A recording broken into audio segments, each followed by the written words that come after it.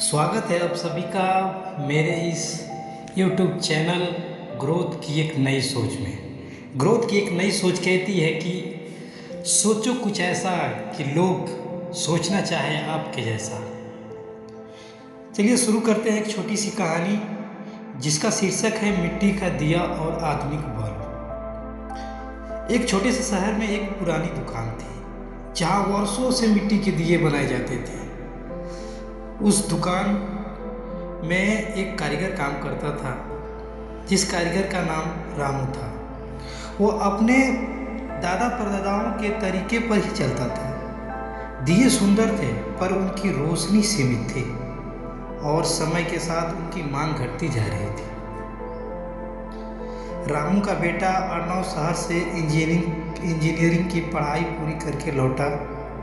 वह दुकान की इस गिरती हुई हालत को देखकर चिंता में पड़ गया। बहुत ही चिंतित था। अर्नव ने रामू से पूछा, जो इसके पिताजी थे, कहा, बाबूजी, हमें अपनी सोच को बदलनी होगी। लोग अब सिर्फ पूजा के लिए नहीं बल्कि घर सजाने और रोशन करने के लिए भी कुछ नया चाहते हैं। रामू ने कहा, दिया तो दिया ही रहेगा, उसकी रोशनी सीमित ही रहेगी। इसमें हमारी परंपरा है अर्नव।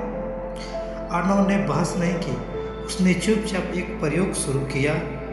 उसने दिए को पारंपरिक रूप में बदला किया। उन्होंने उस दिए को बहुत ही रंगीन और खूबसूरत बनाया और उसमें छोटी सी एक LED बल्ब लगा दी। पारंपरिक आकार में उसने कोई चेंज नहीं किया, कोई बदलाव नहीं किए।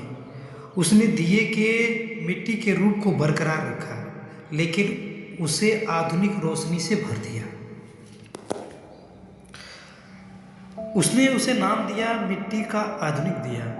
शुरुआत में रामू ने अपने ही बेटे का विरोध किया और कहा कि यह हमारी विरासत को खराब करना है बेटा, ऐसा नहीं होता है, ये हमारी परंपरा चलती आ रही है, इस तरीके के दिए बनाए जाते हैं।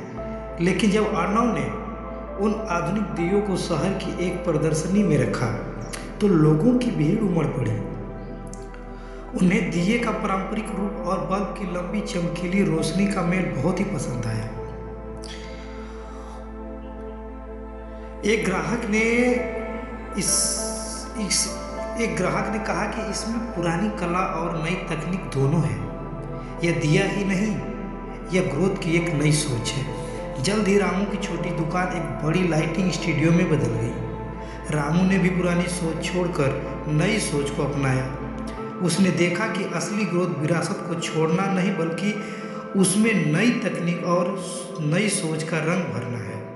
रामू ने मुस्कुराते हुए अर्नव से कहा, तुम सही थे बेटा, दिए की रोशनी को सीमित रखना पुरानी सोच थी।